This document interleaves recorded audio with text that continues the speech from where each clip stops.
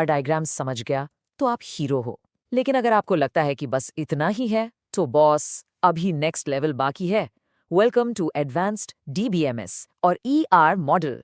Hello SPPU MCA students, मैं हूं Pritish Bisene, assistant professor for MCA, और आज हम इस एक्सप्लेनर में कवर करने वाले हैं आपके सिलेबस का एक बहुत ही इंपॉर्टेंट और स्कोरिंग टॉपिक।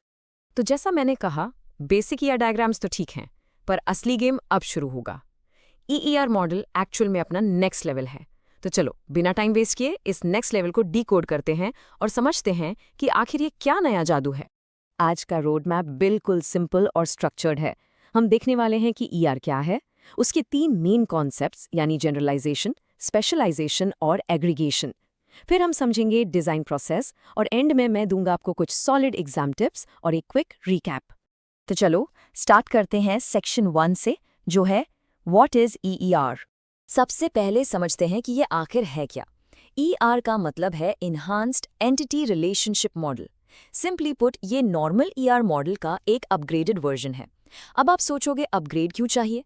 देखो, जब हम रियल वर्ल्ड सिस्टम्स बनाते हैं, जैसे किसी बड़ी IT कंपनी का कॉम्प्लेक्स डेटाबेस, तो बेसिक स्ट्रक्चर्स काफ़ी नहीं होते। वहाँ डेटा बहुत कॉम्प्लेक्स हो जाता है। तब अपना नॉर्मल ER मॉडल हाथ खड़े कर देता है और वहीं पर ER यूज़ करते हैं हम। अब आते हैं इसके सबसे इंपॉर्टेंट कॉन्सेप्ट्स पर। ये 3 चीज़ें ध्यान से सुनना। सेक्शन 2 है जनरलाइजेशन। जनरलाइजेशन एक बॉटम टू टॉप अप्रोच है। इसका मतलब क्या? नीचे से ऊपर की तरफ जाना। मतलब जब आपके पास मल्टीपल सिमिलर एंटिटीज होती हैं, तो आप उनको कंबाइन करके एक कॉमन बड़ी एंटिटी बना देते हो। एक सिंपल लाइन दिमाग में बिठा लो बॉस, सिमिलर चीजें कंबाइन करो इक्वल्स जनरलाइजेशन।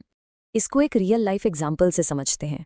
अगर आपके पास एक एंटिटी है कार और दूसरी एंटिटी है बाइक, तो इन दोनों में सिमिलैरिटी क्या है? दोनों रोड्स पर चलती हैं, दोनों में पहिए हैं। तो इन दोनों को कंबाइन करके हम एक ब्रॉडर एंटिटी बना देते हैं, जिसको हम कहेंगे व्हीकल।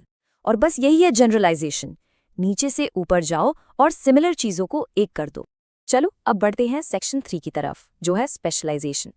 स्पेशलाइजेशन एक टॉप टू बॉटम अप्रोच है। अब थोड़ा ध्यान देना, ये कॉन्सेप्ट एग्जैक्टली जनरलाइजेशन का उल्टा है। यहाँ हम नीचे से ऊपर नहीं जाते, बल्कि ऊपर एक बड़ी एंटिटी को पकड़ते हैं और उसको तोड़कर छोटे स्पेशलाइज्ड टाइप्स में डिवाइड करते हैं। इसके लिए फॉर्मूला याद रखो, एक को तोड़ दो उसके टाइप्स में, दैट इज स्पेशलाइजेशन। इसको भी एक सॉलिड एग्जाम्पल से क्लियर करते हैं। एक बड़ी कॉमन एंटिटी सोचो, एम्प्लॉय। अब किसी भी कंपनी में सारे एम्प्लॉयज एक जैसे तो काम नहीं करते ना। कोई कोड लिखता है, कोई उनको मैनेज करता है। तो हम इस एम्प्लॉय एंटिटी को डिवाइड कर देते हैं नए टाइप्स में, जैसे मैनेजर और डेवलपर।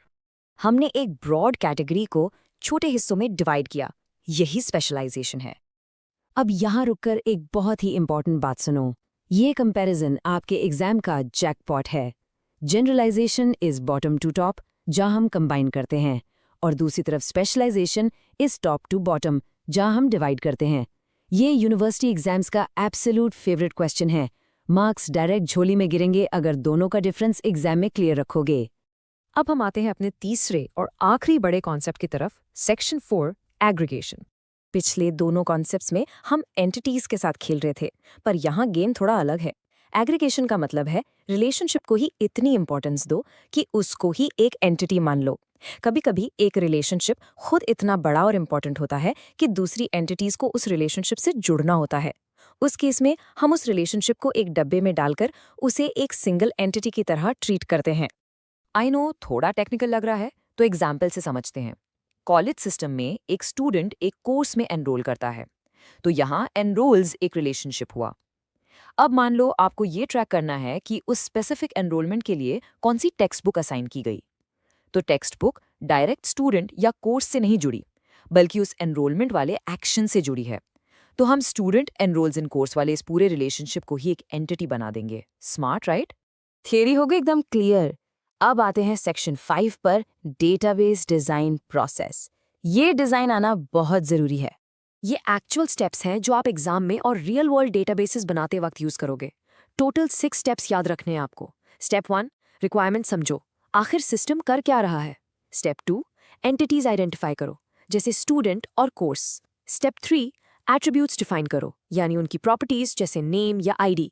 स्टेप 4, रिलेशनशिप्स आइडेंटिफाई करो, जैसे एनरोल करना। स्टेप 5, इन सबको मिलाकर अपना बेसिक ईआर डायग्राम बनाओ। और फाइनल स्टेप 6, जब डेटाबेस कॉम्प्लेक्स हो जाए तो वहां चुपचाप अपना ईआर अप्लाई करो और बस आपका डेटाबेस कंप्लीटली रेडी। अब आते हैं इस मास्टर क्लास के सबसे फायदेमंद हिस्से पर, सेक्शन 6, एग्जाम टिप्स और रीकैप, क्योंकि मार्क्स तो यहीं से आएंगे। ये मेरी पर्सनल प्रोफेसर वाली टिप है आपके लिए। एग्जाम में कभी भी सिर्फ डेफिनेशंस मत चिपकाना, हमेशा अपनी डेफिनेशन को एक रियल वर्ल्ड एग्जाम्पल के साथ सपोर्ट करो। और जहां भी कंपैरिजन हो, जैसे जनरलाइजेशन वर्सेस स्पेशलाइजेशन, वहां टेबल बनाकर side by side clear differences लिखो। एग्जामिनर ये देख कर ना खुश होकर सीधा फुल मार्क्स देगा।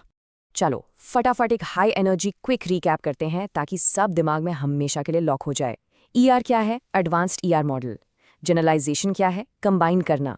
स्पेशलाइजेशन क्या है? डिवाइड करना। एग्रीगेशन क्या है? रिलेशनशिप को ही एंटिटी बना देना। और डिजाइन प्रोसेस, एक simple 6 step database creation approach. और लीजिए, इसी के साथ आपका यूनिट 1 के ये कोर कॉन्सेप्ट्स कंप्लीटली फिनिश होते हैं। तो बॉस, यूनिट 1 यहाँ खत्म होता है। अगर आपको ऐसे ही सिंपल, क्लियर और एब्सोल्युटली एग्जाम फोकस्ड एक्सप्लेनर्स चाहिए तो इस सीरीज को लगातार फॉलो करते रहो। नेक्स्ट यूनिट में हम एसक्यूएल और पीएलएसक्यूएल फोड़ने वाले हैं। तो क्या आप अपने पहले एक्चुअल डेटाबेस को क्वेरी करने के लिए रेडी हो? Till then, let's learn with Preet.